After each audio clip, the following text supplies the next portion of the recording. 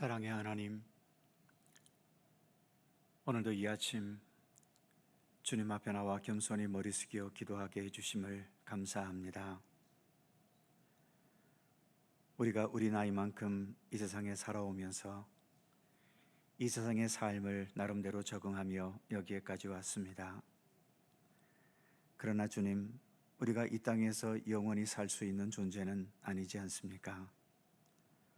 우리가 영원토록 거할 곳은 하나님의 나라임을 믿습니다. 그 나라에 적응하기 위해서 이 땅에서 우리가 하나님 나라의 진리를 배우게 하시고 하나님 나라에서의 살아갈 삶을 예수님을 통하여 더 겸손히 배우게 해 주셔서 우리로 하여금 영원한 하나님 나라를 소망하고 또 그 믿음 가운데서 오늘 여기에서의 삶을 더 건강하게, 더 올바르게, 또 참되게 살아갈 수 있도록 함께 하시기를 원하고 기도합니다. 이 시간 주님 앞에 겸손히 머리 숙였습니다. 주 성령께서 친히 우리 가운데 함께 하셔서 모든 것을 주님의 선하신 뜻대로 주관하여 주옵소서. 감사드리며 우리 주 예수 그리스도의 이름으로 기도하옵나이다. 아멘. 찬송 430장입니다. 430장.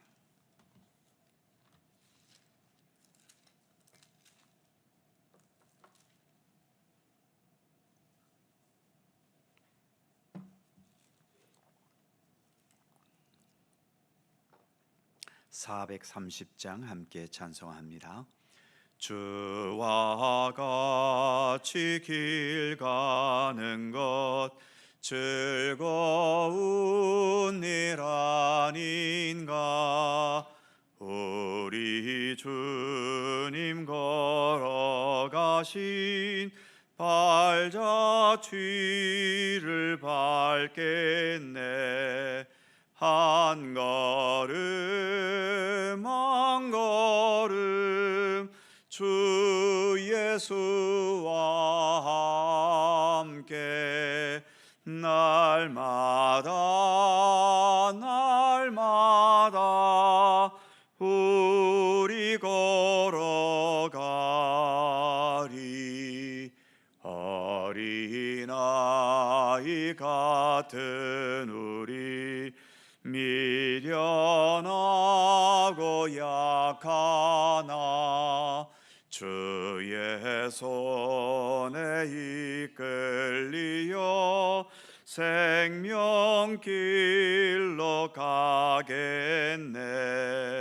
한 걸음 한 걸음 주 예수와 함께 날마다 날마다 우리 걸어가리. 꽃이 피는 들판이나 험한 골짜기라도 주가 인도하는 대로 주와 같이 가겠네. 한 걸음 한 걸음 주 예수와 함께 날마다 날마다 우리 걸어가리. 옛 선지자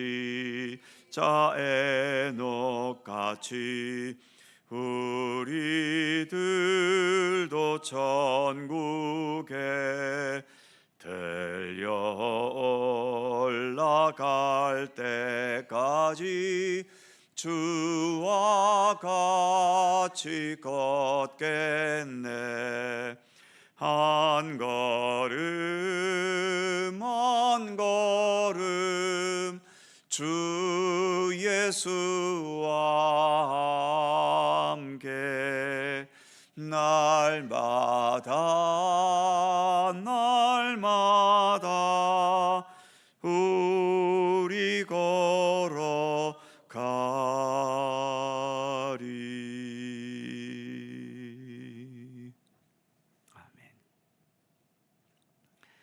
창세기 8장 1절입니다.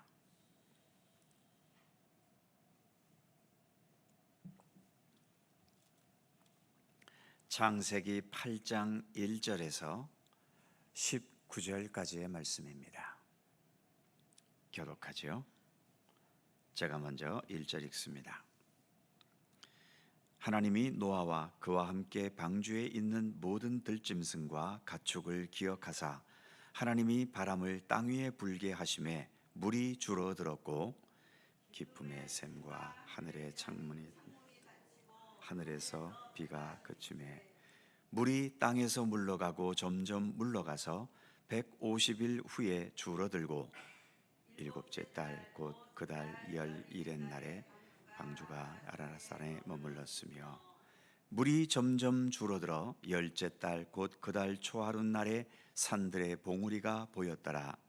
40일을 지나서 노아가 그 방주에 낸 창문을 열고 까마귀를 내놓음에 까마귀가 물이 땅에서 마르기까지 날아 왕래하였더라. 그가 또 비둘기를 내놓아 지면에서 물이 줄었는지를 알고자 하매 온 지면에 물이 있으므로 비둘기가 발붙일 곳을 찾지 못하고 방주로 돌아와 그에게로 오는지라. 그가 손을 내밀어 방주한 자기에게로 받아들이고 또 7일을 기다려 다시 비둘기를 방주에서 내놓음에 저녁 때에 비둘기가 그에게로 돌아왔는데 그 입에 감람나무 새 잎사귀가 있는지라. 이에 노아가 땅에 물이 줄어든 줄 알았으며 또 7일을 기다려 비둘기를 내놓음에 다시는 그에게로 돌아오지 아니하였더라. 601년 첫째 달 곧 그 달 초하룻 날에 땅 위에서 물이 거친지라.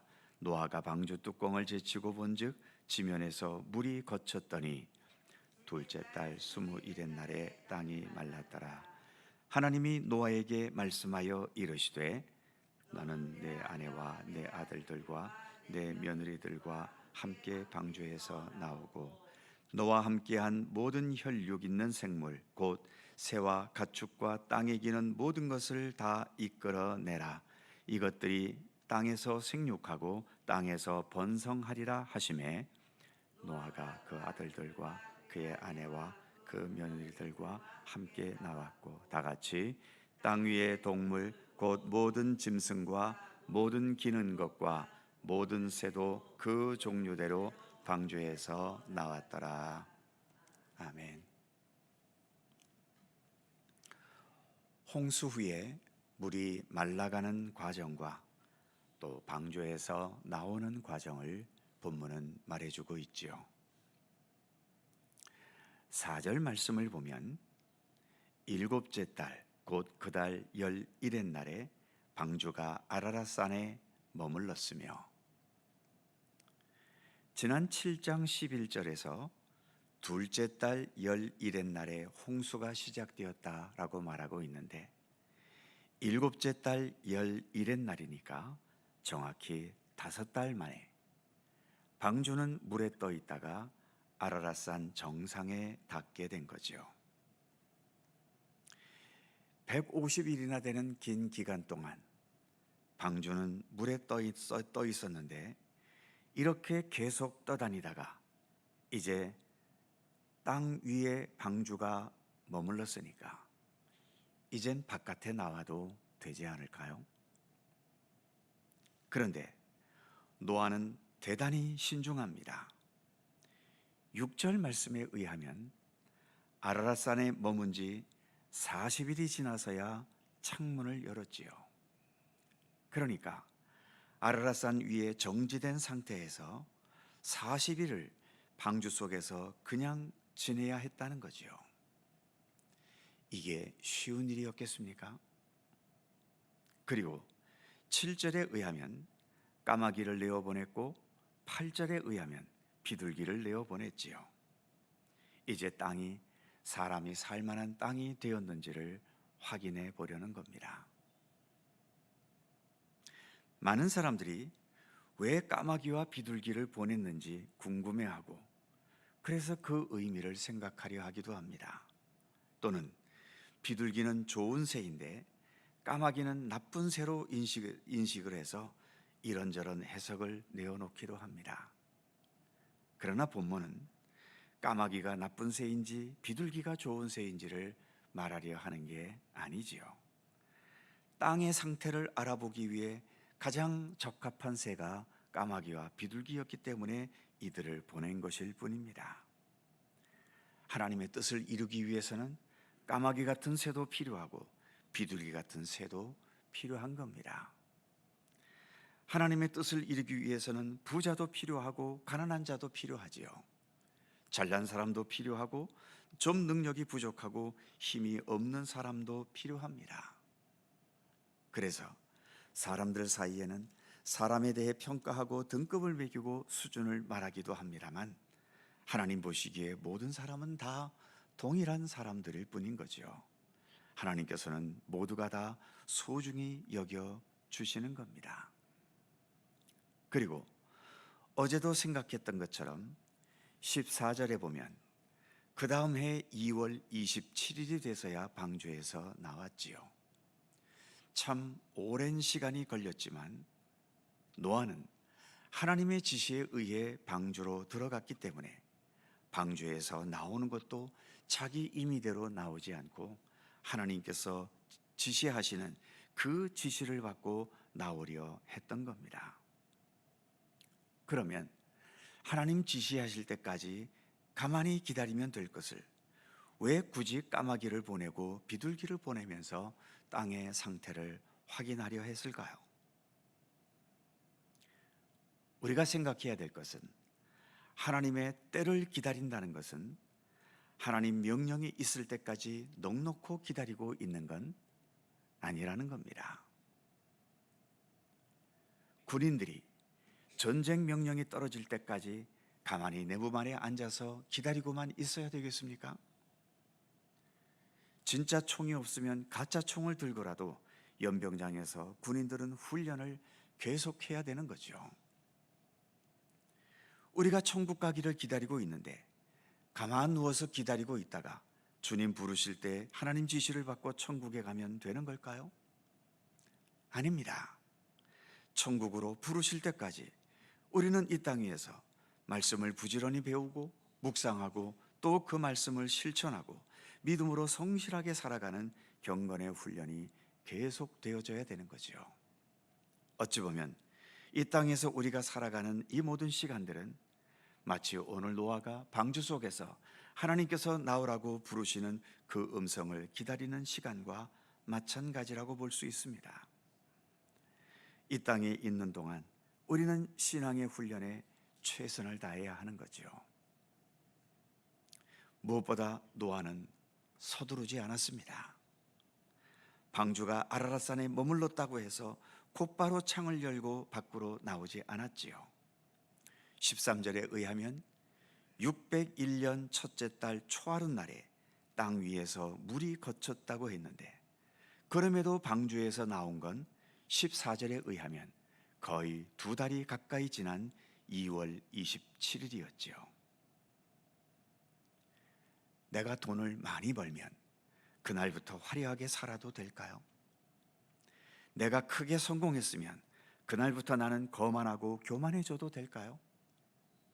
내가 누군가와의 경쟁에서 이겼으면 그 순간부터 나에게 패배당한 자들을 우습게 여겨도 될까요? 내가 평생 쓰고 남을 만큼 돈이 많아졌으면 그날로부터 천국에 대한 소망은 버려도 될까요? 상황이 좋아졌다고 해서 너무 빨리 변해버리는 사람들이 있습니다. 그러나 하나님은 서두르지 않는 분입니다. 그런 하나님의 속성을 알아서인지 노아도 서두르지 않는 거죠. 주님의 때를 묵묵히 기다릴 줄 아는 겁니다. 예수님께서 이 세상에 오신 것도 구약 성경 내내 수백 수천 년 동안 여러 믿음의 사람들을 통해 메시아가 오실 것을 예언하신 후에 예수님은 이 세상에 오셨지요. 또 예수님께서 승천하시면서 내가 곧 다시 오시겠다고 하셨는데 벌써 그게 2000년 전입니다. 우리만 조급해서 서두르지 주님은 언제나 넉넉하고 여유가 있으신 분이시죠. 그런 여유와 넉넉함 속에서 우리같이 부족하고 자격 없고 허물 많은 자들을 여전히 기다려 주시는 그 주님의 은총을 우리가 누리고 있는 겁니다. 하나님께서 우리만큼 성격이 급하셨으면 우리같이 부족한 자들이 지금 하나님의 자녀로 이렇게 살아가겠습니까? 이미 심판을 받아서 우리는 다 없어져 버렸을지도 모릅니다. 그래서 하나님의 기다림 속에는, 하나님의 여유로움 속에는 우리를 향한 하나님의 무한한 사랑과 은혜가 있는 것이지요. 하나님이 우리에게 어떻게 느껴지든 하나님은 그래서 사랑의 하나님이시고 은혜의 하나님이시고, 그리고 하나님은 하나님 정하신 때에 하나님의 계획과 뜻을 확실하게 이루어 가시는 것입니다. 오늘도 우리는 하나님을 나에게 적응시키려 하지 말고 내가 하나님께 적응되어 가야 하는 거죠. 그게 믿음으로 사는 것이기 때문입니다. 기도하겠습니다. 거룩하신 하나님, 150일 동안이나 방주는 물 위를 떠다녔습니다. 이제 150일이 지난 후 물이 조금씩 거쳐지면서 그 지역에서 가장 높은 산이었던 아라랏산 위에 방주가 머물렀습니다. 하루라도 빨리 그 방주에서 나오고 싶었겠지만, 그러나 주님, 그 이후에도 더 오랜 세월들을 기다리면서 노아는 하나님의 때를, 이제 하나님께서 방주에서 나오라는 그 명령을 기다리고 있는 모습을 우리가 함께 살펴보았습니다. 하나님의 명령을 기다릴 때 그저 가만히 앉아서 기다리고 있던 것이 아니라 창문을 열고 때로는 까마귀를 보내고 때로는 비둘기를 보내면서 땅의 상태가 어떠한지, 그래서 하나님께서 또 앞으로 모든 역사를 어떻게 이루어 가실지를 노아는 계속 생각하고 연구했던 것을 오늘 말씀을 통해서 우리가 함께 생각해 보았습니다. 하나님, 우리가 이렇게 하나님을 믿고 살아가지만 여전히 우리는 많은 면에서 조급합니다. 좀 더 하나님께서 빨리 복을 주시고 빨리 내 기도를 응답해 주시고 빨리 내 소원대로 해 주셨으면 좋겠다는 그러한 조급함에 시달립니다. 우리의 사는 세상이 경쟁 위주의 세상이어서인지 내가 반드시 이번에 꼭 이겼으면 좋겠고 이번에 내 목표를 빨리 좀 달성했으면 좋겠고, 이런 조급함에서 우리는 여전히 시달리기도 합니다. 그러나 주님, 진정한 승자는 중간 과정에서 이기는 자가 아니라 최후의 승자가 진정한 승자 아니겠습니까? 우리에게는 예수 그리스도 부활의 능력이 우리와 함께하고 있음을 늘 잊지 않게 하여 주옵소서. 어떠한 죽음의 세력도 어두움의 세력도 슬픔과 고난과 비극의 세력도 그 부활의 권능으로 최종 승리를 얻게 하시는 우리 예수님의 그 부활의 약속이 우리에게 주어져 있음을 늘 잊지 않게 하여 주옵소서. 그래서 좀 더 조급함을 버리고 주님께서 주님의 뜻을 이루시는 그날까지 부지런히 기도하고 주님의 말씀과 더불어 살아가면서 주님과 함께 호흡하고 주님께 맞추어 살아가는 우리들의 성숙한 믿음이 되도록 오늘도 우리 가운데 함께 하시기를 원하옵고 기도합니다.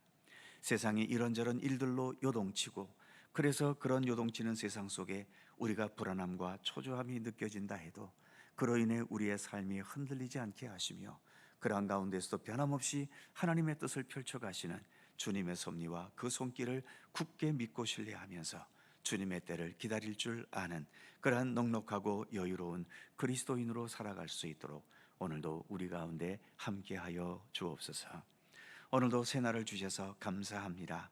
주님과 동행하게 해주시니 더욱 감사드립니다. 오늘도 간구하는 모든 기도의 제목 하나하나마다 주님의 선하신 손길로 응답하시고 이루어 주시기를 원합니다. 오늘도 하루를 살아가며 주님의 말씀과 뜻을 마음에 품고 주님과 동행하는 귀한 한 날의 삶을 살아가도록 인도해 주시옵소서. 감사드리며 우리 주 예수 그리스도의 이름으로 기도하옵나이다. 아멘. 하늘에 계신 우리 아버지, 아버지의 이름을 거룩하게 하시며 아버지의 나라가 오게 하시며 아버지의 뜻이 하늘에서와 같이 땅에서도 이루어지게 하소서. 오늘 우리에게 일용할 양식을 주시고 우리가 우리에게 잘못한 사람을 용서하여 준 것 같이 우리 죄를 용서하여 주시고 우리를 시험에 빠지지 않게 하시고 악에서 구하소서. 나라와 권능과 영광이 영원히 아버지의 것입니다. 아멘. 함께 기도하시고 자유롭게 돌아가시겠습니다.